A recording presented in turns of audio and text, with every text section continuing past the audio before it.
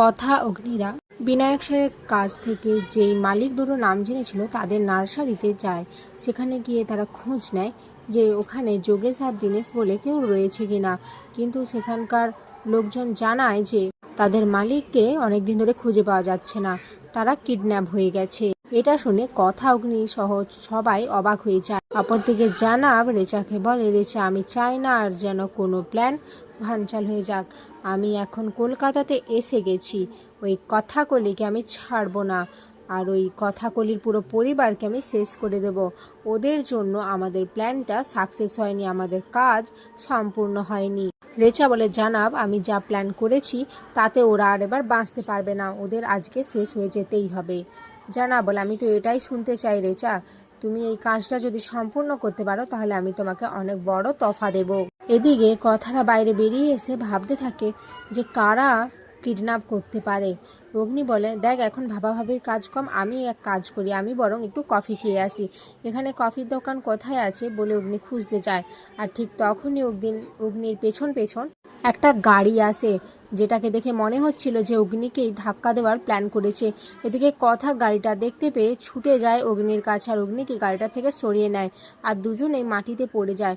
কথা আর অগ্নিকে এভাবে পড়ে যেতে দেখে প্র্যাটিরা সবাই মিলে ওখানে ছুটে যায় আর ওদের দুজনকে তুলে ধরে। এদিকে যে লোকগুলো গাড়ি চালাচ্ছিল অগ্নিকে মারার জন্য তারা বলে, যা প্ল্যানটা মিস হয়ে গেল, একটুর জন্য বেঁচে গেল, কিন্তু এখন আমাদের তাড়াতাড়ি পালাতে হবে, কারণ আমরা কাজটা শেষ করতে পারি না, আর এখন যদি পুলিশের কাছে ধরা খেয়ে যায় তাহলে আমাদের জান চলে যাবে। এদিকে প্র্যাটি সেই গাড়ির নাম্বারটা ছবি তুলে নেয়। অগ্নি বলে, তার মানে কেউ ইচ্ছে করে আমাদের মারতে চাইছে, কিন্তু কে? কথা বলে, হ্যাঁ, তার মানে আমাদের বিরুদ্ধে একটা বড় ষড়যন্ত্র চলছে, যেটা আমরা বুঝতে পারছি না। আমাদের আশেপাশেরই কেউ এভাবে আমাদের বিরুদ্ধে ষড়যন্ত্র চালাচ্ছে, আমাদের এখনই বিনায়ক স্যারের কাছে যেতে হবে। এদিকে সেই ড্রাইভারগুলো রেচাকে ফোন করে জানায় যে তারা কাজটা করতে পারেনি, অগ্নিভকে বাঁচিয়ে নিয়েছে কথা। রেচা খুব রেগে যায় তাদের উপর। তারা বলে, ম্যাম আমাদের আর একটা সুযোগ দিন, আমরা পরের বার অগ্নিভকে ছাড়বো না, ওকে আমরা শেষ করে দেব। রেচা বলে, আমার কাছে অত সময় নেই, আমি ওদের শেষ দেখতে চাই, ওরা আমার সমস্ত কাজ ভেঙে দিচ্ছে, যেটা আমি একদমই ভালো হচ্ছে না। জানা বলে, কুল ডাউন রেচা, কুল ডাউন, এতটা রেগে যেও না, এখন অনেক সুযোগ বাকি রয়েছে। অপরদিকে কথারা বিনায়ক স্যারের কাছে এসে সমস্ত কথাটা জানালে বিনায়ক স্যার বলে, গাড়ির নাম্বারটা দাও, আমরা ট্র্যাক করে জানাচ্ছি। এরপর গাড়ির নাম্বারটা ট্র্যাক করে জানতে পারে ওই গাড়িটা কোথায় কোথায় গিয়েছে। আক্কি বলে, আমার মনে হয় এই গাড়িটাতেই ওই নার্সারির মালিকদেরকে কিডন্যাপ করা হয়েছে, আমার সন্দেহ হচ্ছে। কথা বলে, হতেই পারে অঙ্কিতদা, না হওয়ার কিছু নেই, কারণ ওখানে ওই গাড়িটা আমাদের ওপর পাহারা দিচ্ছিল আর পাচক মশাইয়ের ওপর অ্যাটাক করেছিল, তাহলে এতে না হওয়ার কিছুই নেই।